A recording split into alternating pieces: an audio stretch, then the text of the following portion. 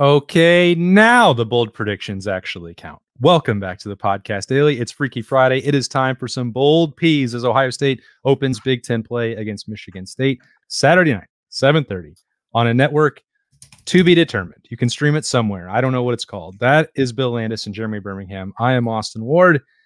I think I get partial credit. I said Emeka Egbuka was going to have a good game and that Marshall's quarterback was going to get knocked out. So I think we're making progress. Do you think so, Bill? Yeah, those are two pretty good calls, I think. Emeka certainly had a big game, and Marshall's quarterback was, I think, feeling it a little bit after about a half of football. So, yeah, I don't know if those are full-on wins, but I think you'll get, partial credit's fine. Well, I mean, you said the quarterback was going to get knocked out of the game. I guess he did. I don't remember your specifics about Emeka's game, but I'm not sure that saying he's going to have a good game qualifies as a bold prediction. Oh, okay. So until you can go back and prove what the actual metric was that was used or predicted prior to the game, I don't think that matters. I don't want to do that. I think you were right though about them. We talked about them like drawing some stuff up for Emeka in the off week, and they definitely did that. So you were right on the theory, just maybe not right on the exact production. If he had taken that counter toss in for more than a first down and scored, I definitely would have gone into the athletic director's suite and celebrated the way I said I was going to. And that would have been, I think, fun for everybody. Okay. But we still haven't hit a true bold prediction yet. But now is the start of Big Ten play. We're done with all of this nonsense, ramp up, tune up season. It's time to get down to business. Bill, what's going to happen on Saturday night on Peacock? Can I get a verdict from the two of you first on whether or not you think Tyleik Williams is going to play? I think he's going to play. Sure sounded like he was going to play based on what Ryan Day said on Wednesday night, right? Yeah. Okay. So I'm thinking he's going to play too. And Michigan State, I think, is down to its third option at right guard on a team that doesn't have a ton of offensive line depth to begin with. So I think Tyleik Williams is going to play, and I think he is going to make a triumphant return to the lineup with 3 sacks of Michigan State quarterback Aiden Childs on Saturday night. I don't Michigan State's got some stuff that I think is interesting and will tell us some things, maybe a little, tell us more than we've learned so far about Ohio State, but I don't know that those interesting things are anywhere on the offensive line. This should be a bounce back game for Ohio State's defensive line. I know a lot of people are looking for that. I think we'll see it. And I think when we see it, it'll be most apparent by Tyleik Williams returning to the lineup and reminding us just how much of a game wrecker he is by getting 3 sacks.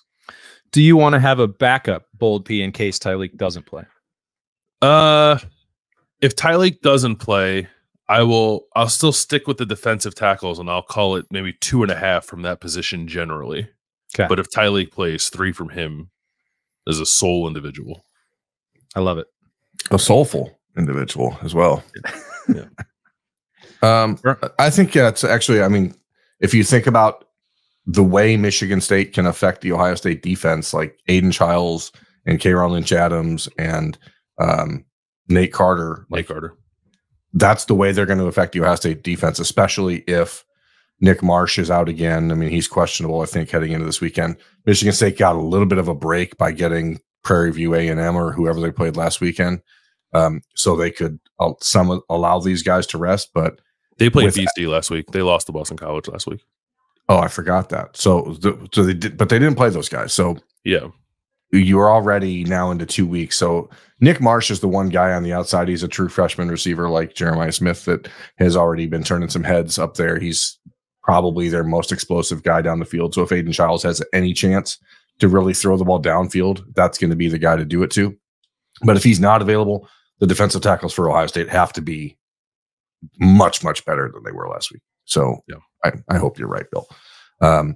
I'm going to start with the Ohio State defensive backs, though, because I think that you're going to see Aiden Childs is a really exciting young player, but he likes to take chances. And he's thrown 7 interceptions already this season. He is willing to put the ball in harm's way, and I think Ohio State will find a way to take advantage of that. One area that's interesting, he's like a really good passer over the middle, which is rare for a young quarterback. So I think it's going to be incumbent on Cody Simon, Sonny Styles, Arvell Reese to get their hands on footballs. So I think we're going to HOBs is right. But I think you're going to see that happen. And that's going to lead to the first 2 interceptions of the season for Caleb Downs. So he's going to have 2 picks this week. And I think it's likely that both of them are on tipped passes over the middle because Aiden Childs, A, is very confident throwing over the middle, and B, he's very willing to do it. And Ohio State's pass defense at linebacker is an area that I think teams look at as potentially susceptible. So I think the Buckeyes will have to be prepared for that, especially if there's no Tyreek Williams in the middle, whose hands are always on balls. That's so spicy to predict 2 deflected footballs are going to wind up in the hands of the same guy. Like that. That's wild. Yeah, that's what I do. I'm here to bring the juice. I like the way that Bill kicked it off, and I'm going to talk about the part-time defensive tackle, Caden Curry, who I just feel bad for any guard that has to try and line up one-on-one against Caden Curry. I don't love the matchup if a tackle has to try and slow him down.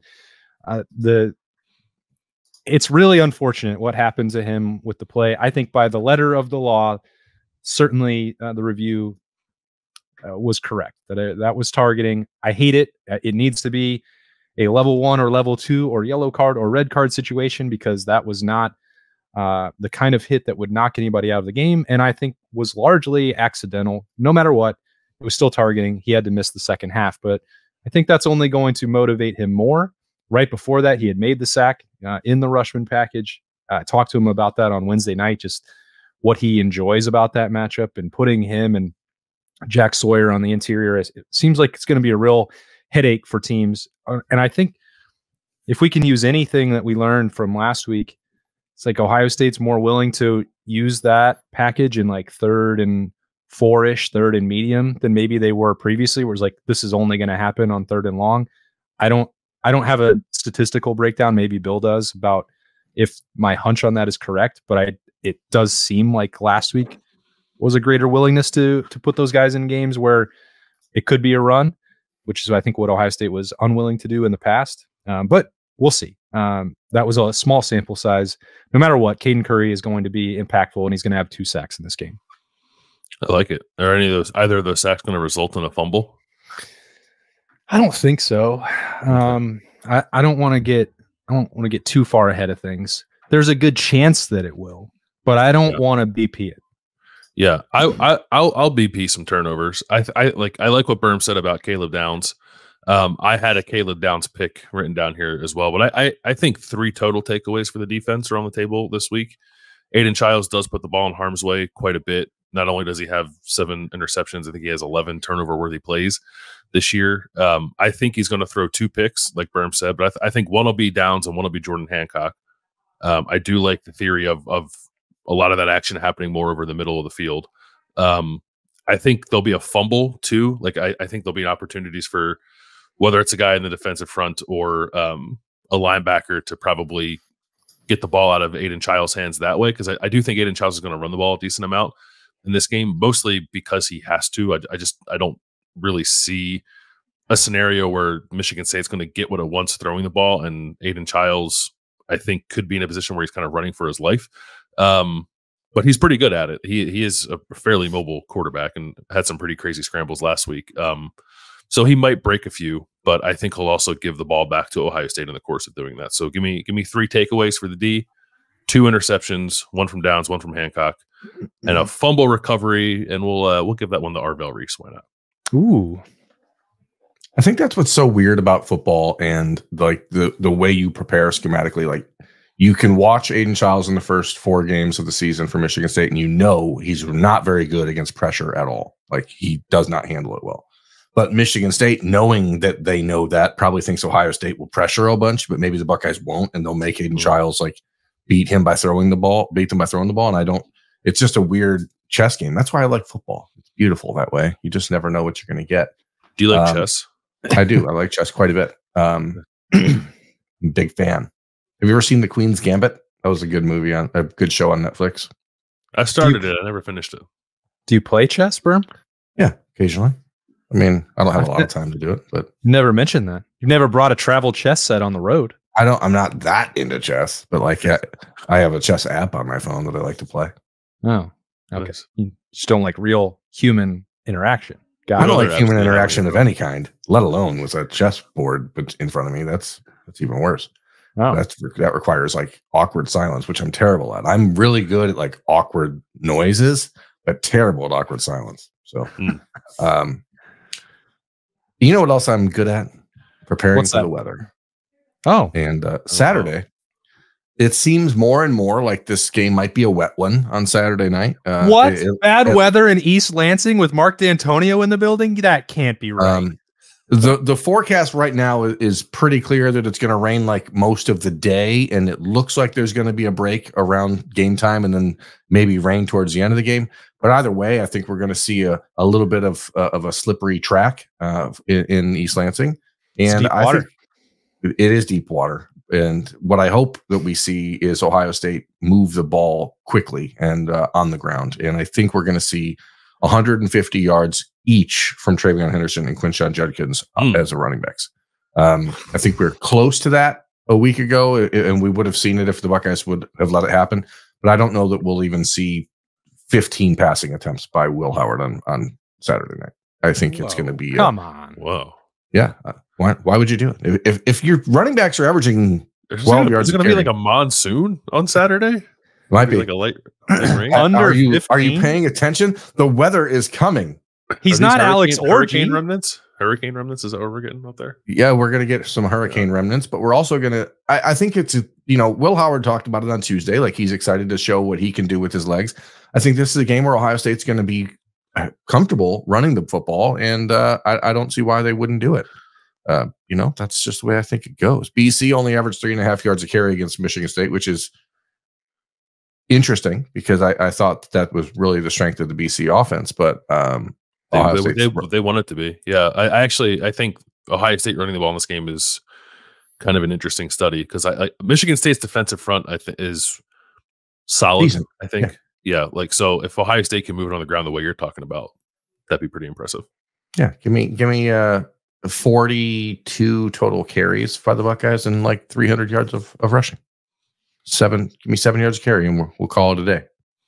It's 2 weeks in a row of Berm going too far with a rushing bold prediction and undercutting what I was about to do, which Travion Henderson last week was his season high with 76. So I thought, both Quinshon and Travion going over 100 yards was going to be spicy enough, but apparently that's not good enough for Berm, who wants it to be 150 apiece because he's a maniac. They're both going to run for 100 yards, but I will add in Will Howard running for 50 and 2 rushing touchdowns for the Ohio State quarterback.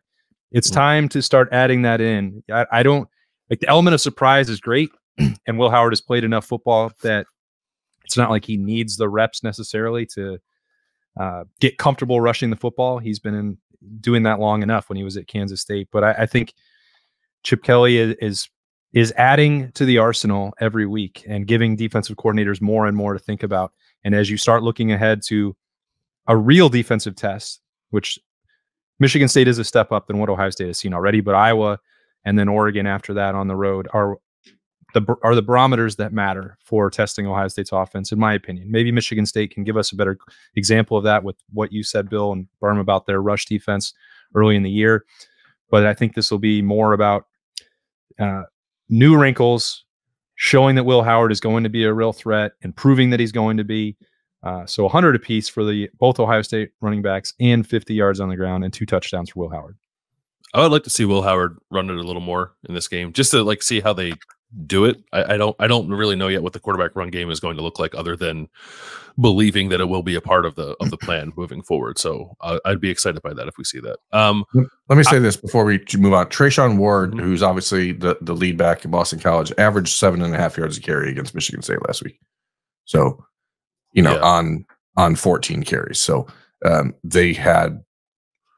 There's some sack yardage in there. He had 7.3 yards a carry. Turbo Richard averaged 4.6 yards a carry. So their running backs were actually at 6 yards a carry. So I feel comfortable with what I said.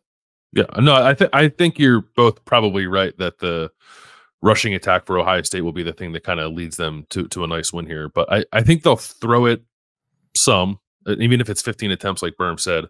They're not gonna pack the passing game away. So after that game last week when BC played Michigan State, Bill O'Brien said he thought that Lewis Bond, their best receiver, was open all game.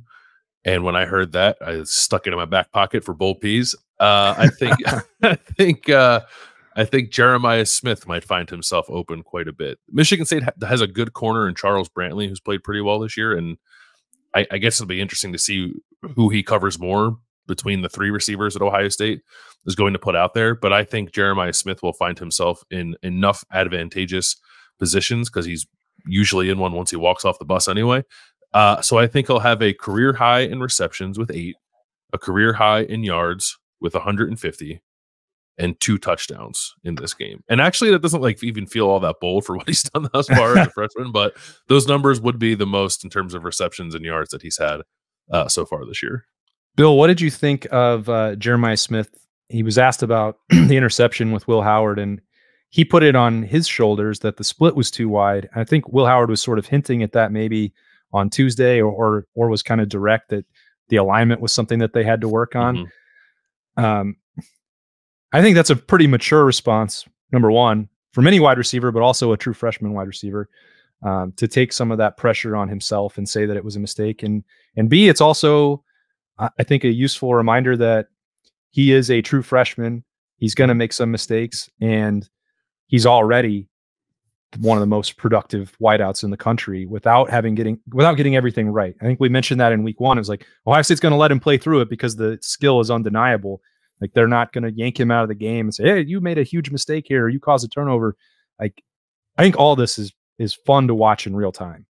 Yeah, he's clearly very mature, right? And I would imagine a bit of a perfectionist. So I think it makes sense that he wasn't quite happy with that route. If you go back and watch it, he put himself in a position to kind of get boxed out against the sideline. And ideally, you don't want to do that. So I expect that that's a mistake that won't happen again because of Jeremiah's approach to things. But I also think because that play happened, and because Jeremiah sort of took ownership of it, Will took ownership of it, they'll want to get back on the same page. And I know they did in that game too, but I think they'll remind people in this game that connection is still just fine.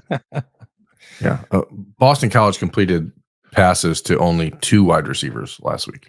You've gotten really excited about the fact that Michigan State played Boston College last week after pretending that it didn't exist. Well, because I knew it was last week. I watched the game, but sometimes things get muddled. But I'm saying Michigan State certainly did not get pressed by the Boston College passing game because they don't try to do much with it. But Lewis Bond did have 6 catches for 100 yards. So, I mean, who's Lewis Bond? Never heard of him. He's a receiver for Boston College. Oh, okay. Now I've heard of him. Yeah, thank you. Yeah.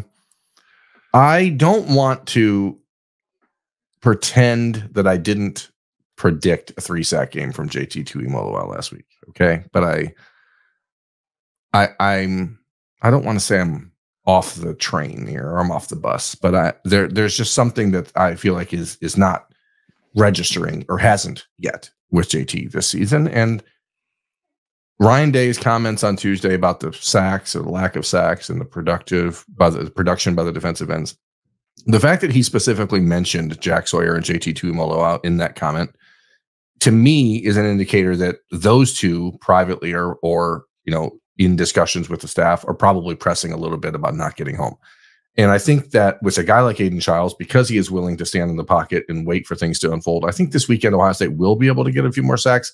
Bill obviously already said 2.5 for the defensive tackles, but I'm gonna throttle down and just say 2 total sacks from Jack and JT combined this week, because they're gonna get home eventually. But I think that the reminder for those two that Ryan Day was trying to throw out there was stop blitzing past the quarterback, stop rushing past the quarterback, stop doing too much, because there were a number of times against Marshall where you would see JT Tuimoloau ending up on the other side of the play somehow where he was nowhere near the quarterback. And I think he's just a little overzealous, probably because he's tired of hearing people like me say that we're not sure what's going on with JT. So I think this week is the week we get it back. And I think you're going to see a big day for JT. I think the forced fumble that Bill was talking about earlier is going to come by way of a JT Tuimoloau sack. But him and Jack will both register one this week. And maybe that doesn't sound bold. I don't know. But I'm doing it anyway, and you're not going to stop me. Always criticizing us for not ramping up the spiciness. No. I criticize you. And now you're throttling down the full throttle down to. I'm acknowledging it's a throttle down. Okay. You did acknowledge the throttle down. You try to pass off your throttle downs as something spicy, or think that the people aren't wise enough to figure out that you're just throwing warm water over everything. Cold water, deep water. You know how we always say take PFF grades with a grain of salt? Yep. JT Tuimoloau was the highest graded defensive lineman on Ohio State's team last week. Does that match up with what you saw, Bill? Not quite. I mean, he always grades out really well. I mean, he plays the run well more often than not, and it's not just about pass rushing productivity. So I guess I'm not surprised to hear that he graded out the highest, because that's typically the case. I don't know if watching that game that I thought he was their best defensive lineman, but also the guy who was their best defensive lineman in that game got ejected for targeting and didn't play in the second half. So yeah. I guess someone had to be it. So I it wasn't like an awful game from JT. I thought I saw the same thing that Berm saw, which is like guys probably getting a little overeager, getting out of their rush lanes, and then putting the defense in a bad spot a couple times. Yeah, the thing with JT is that he doesn't make mistakes. He's not a guy out there that is, especially against the run, like he holds the edge very well. He makes sure that he's where he needs to be in the rush lanes and that sort of stuff. And so when you see him a week like last week, where it's like he's ending up 5 players away from where he started, like, that's unusual. So, but when again, 26 or 27 of the dropbacks were 0-step, no-step passes. Like, it's not like he's doing that on those plays. It's the 4 or 5 plays where Michigan's or Marshall was really able to do surprising things where you're like, oh, why was JT somewhere so far away on that play? But again, he wasn't the only one. I think it was a whole defensive line issue, but that's, I think it'll be fixed this week. They love playing at Michigan State. I think JT is just always tricky to properly assess, because something like last week, I think he could do it in his sleep. And sometimes it looks like he's not putting a tremendous amount of effort into it out there. And like, maybe that's not fair to him, but it's just with his incredible physical gifts, you're expecting things like Penn State to happen more frequently than they do 2 years ago. And that's not a reasonable expectation either. It's just, can you get something in the middle? And it's not even about sack totals. Like, I don't think that that's the only or best way to evaluate Ohio State's defensive line either. It's just, I don't know. I feel like we want to see and be wowed by JT every week, and that doesn't always happen. And maybe it shouldn't. I don't know. I just have a hard time wrapping my mind around it. It's because when a guy is going to be a 1st or 2nd round pick in the NFL draft, you expect to see spectacular things out of him on a somewhat regular basis in college. And we just don't see spectacular out of him. You see solid. I mean, this was a conversation a year ago too. Like, his job is generally different than Jack Sawyer's job. So like, he does a really good job at his job, but people want to see more of the flash plays, and that's not always what he's asked to do. So when he does have the opportunities to make those flash plays, and he's running past the quarterback and letting Stone Earl step up and run for 11 yards without any problem, like, you're like, that doesn't seem like what you expect from him. And so we know, I think people are going to be frustrated because he's going to be, as I said, a 1st or 2nd round pick in the NFL draft, and probably a pretty good pro, because he's going to be able to do what he does best there. And I don't know that what he does best is pass rushing right now. I think what he does best is setting the edge and playing the run, but that's not really sexy and doesn't oftentimes show up in box scores. It's all true. This weather forecast, Berm, has got me nervous about Ohio State's special teams. Yeah. Like, very much so. But I think that they're going to... You're only going to predict one return for a touchdown? Nope. I'm not predicting any returns for a touchdown from Ohio State. But I am predicting that every kickoff will stay inbounds from Ohio State this week. I think it's pretty spicy when you consider what's been happening. 3 in a row last week, and you have an injured kicker. We're not really sure Jaden Fielding's status. And I think not only that, but I think that they're going to make every extra point. So both of those. Do you see how you're patronizing people? What? That's bold, baby. How is that patronizing? You don't even have the nerve of you to not even tell people that you're intentionally ramping down. Unbelievable. Ramping down? I thought it was a throttle down. That's what you said. It's whatever you want to be. Throttle down. It's some kind of down. Berm, they kicked 3 in a row out of bounds last week. If you don't think this is a hot take, I don't know what to tell you. I would like you to go back through the last 30 Ohio State football games and count how many times a kickoff has gone out of bounds. The last time Jaden Fielding was at Michigan State, he kicked it out of bounds. That was 2 years ago. Uh-huh. And so he kicked 3 of them out of bounds last week. But he's not going to do kickoffs. We already know that. So something that happens once every 2 years. We'll see. You're saying something that happens once every 2 years isn't going to happen is not bold at all. I saw it with my own eyes last week, Berm. I think you should boldly predict no special teams miscues. Get this man off my screen. Get this man off my screen. No, not doing that, Bill. That's a bridge too far. I don't believe in that. But for the sake of Berm, I will say it. This is going to be a clean special teams game overall. No muffed punts. No penalties. Oh, they're definitely going to have a penalty. All right. Clean game. No penalties, no muff punts. All field goals and extra points will be made. And if they punt, we'll just have to defer to Bill's judgment on if it was a successful play or not. Bill, have you given a score prediction for this game? Or is that coming on Thursday's edition of Kings of the North? It'll be on the Thursday show of KOTN, but I'll also give it to you here. Well, because today's Friday, so right. So that's right. So if you didn't catch it on that particular program, my score is 42-13 Ohio State. Okay. See, Monday I said 49-10, and throughout the week I've been feeling myself coming back, and I'm realizing, you guys know I'm a pretty adept gambler, pretty good at placing wagers. Uh-huh. I've realized more and more. Vegas always wins. So this number's at 25 right now, right? 25 and a half. All week at 23 and a half. 23. Okay. All week I've been feeling 42-17. So I'm adjusting. I'm officially adjusting my score prediction that I made on the Rooster Show to 42-17. Okay.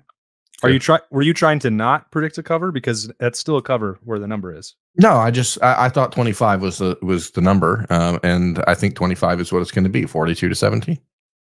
Cool. I don't care if it's a cover, and I'm not a cover. I don't believe in betting the spread ever. That is stupid. Started this by saying, how adept I am at betting, and then he said, I don't care if they cover. Those two ideas do not go together. Well, it does, because I don't think that betting the spread is smart ever. So just give me the money line all the time. Can you do 6-leg parlays? That's smart. Yeah. Can you do player props in Michigan? We're going to find out on Friday. Yeah, I miss player props. I mean, I live in Michigan. I don't really check. Why don't you open that app right next to you and let us know? Actually, my phone's in the other room, but I will let you know. I will let you know. But I'm sure you'll check it yourself also when you get here later this afternoon on our way to glorious East Lansing. Can't wait. We're going to have road breaks later on Friday night. We'll have pregame keys from Spartan Stadium sometime Saturday afternoon. Whenever we get there, we'll have full coverage of Ohio State's Big Ten opener at Michigan State. It is streaming on Peacock at 7:30 p.m. You don't want to miss it. Thanks to everybody for joining us on the podcast daily for some bold P's. That's Bill Landis and Jeremy Birmingham. I'm Austin Ward. Have a great weekend. See ya.